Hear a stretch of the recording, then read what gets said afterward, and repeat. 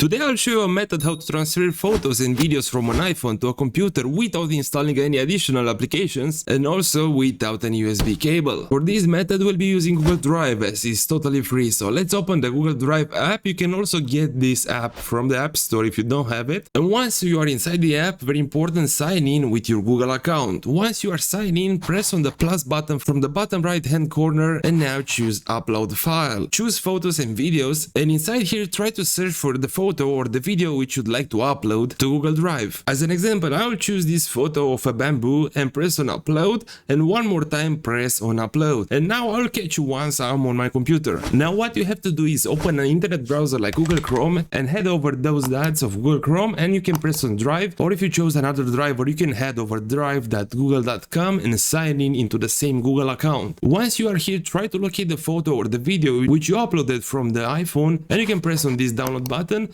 and your photo is being downloaded. So this is how to send photos and videos from an iPhone to a PC or a laptop. Thank you for watching and bye bye.